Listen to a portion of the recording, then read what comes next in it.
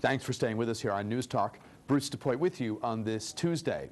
Two Washington area nonprofits have decided to merge. Miriam's House and N Street Village announcing last week that they intend to join forces. Schroeder Stribling is executive director of N Street Village, and she joins us now live here in the studio. Welcome, and thanks very much for coming in. Thanks for having me. Both of these entities have been around a while and do good work. Remind folks, though, what N Street Village and Miriam's House, and if anyone heard me say Miriam's Kitchen in the lead up to this interview, we're talking about Miriam's House. Remind us what these two excellent organizations do. N Street Village is a community that provides housing and support services for homeless and low-income women. And we're located near Thomas Circle in Northwest DC at 14th and N Street. And we serve almost 900 women every year.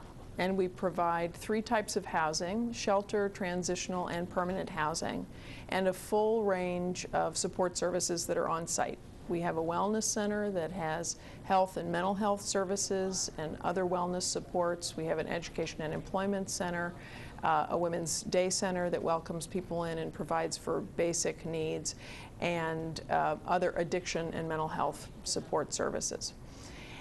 Miriam's House is nearby, about a 20-minute walk from us, and they started in the early 1990s and have been very important at providing housing and compassionate care for homeless women with HIV and AIDS since that time. And they've been housing about 15 or so women at a time. Talk about the decision to come together. Was it the tried and true notion that you can get some economies of scale being together, and whatever savings get generated, those get plowed into the mission? Talk about what you all have gone through in terms of your decision. What you suggest was most definitely part of it. We entered into these conversations about a year ago, and certainly the great theme for all nonprofits right now is how we're going to do 2 things. One is, how are we going to meet the increase in need that we are all facing in this economy, the more people at our front door, and how are we going to adapt to provide for our own long-term sustainability in an era when fundraising is so much more difficult and the usual sources of funding and income for nonprofits are more scarce. So with that as the backdrop, our 2 organizations started talking about a year ago, and we realized immediately that there was a lot of synergy in how our programs could work together.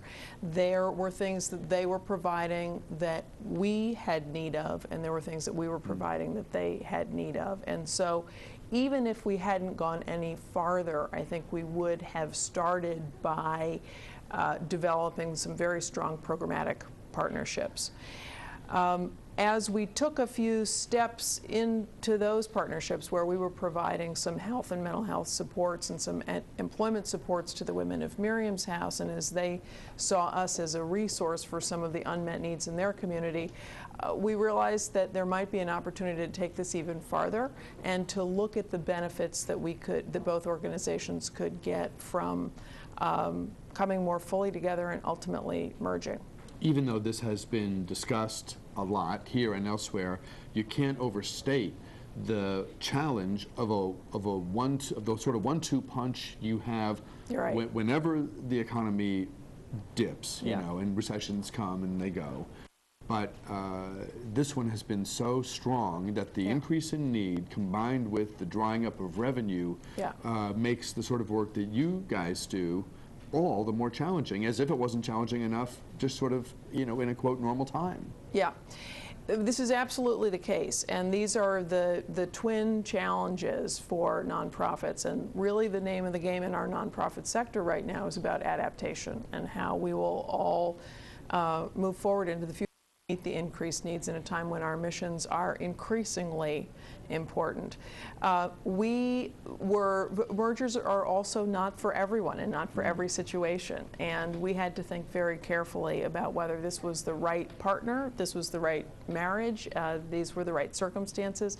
Would it stand up to all the tests that we wanted to put it through? Our programmatic synergies, our financial projections, the board negotiations that we had go through. It was a complicated process, and the testing that we were doing and the confidence building measures that we had, that we experienced, all gave us an indication that for these particular two organizations, this was the right thing to do, and we will realize some efficiencies and economies of scale.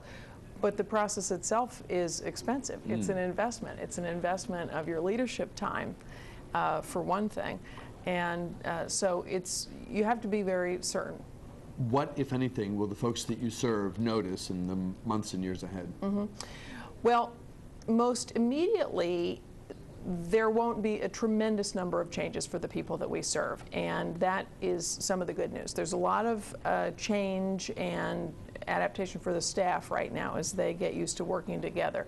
Most all the staff of both organizations are in the same positions, still there, so there's a tremendous amount of change in the actual personnel, but there are changes in the way that the programs are working together and some of the roles that people have and the scope of their jobs.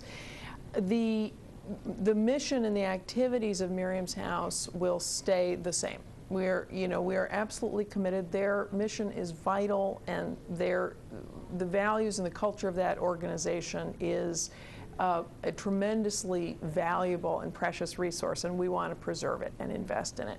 So we will not change anything about that. We will continue to serve homeless women with HIV and AIDS.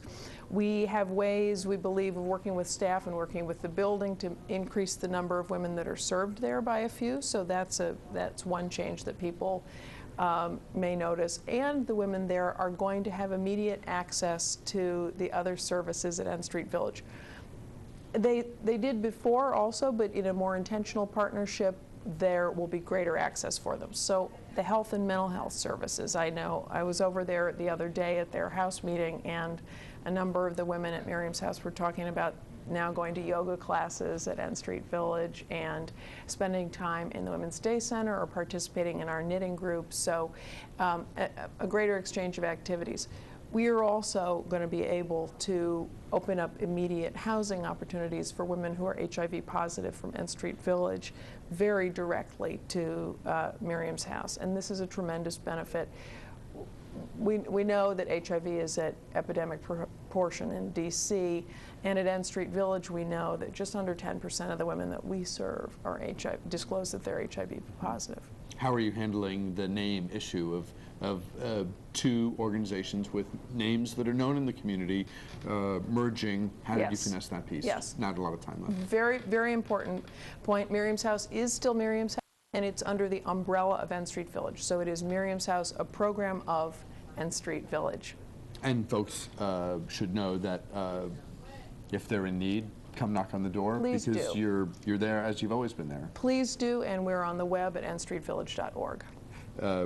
Schroeder Stribling is Executive Director of the new merged N Street Village. Thanks very much for coming in and sharing your story. Good luck in the future. Appreciate your time. We'll step aside here.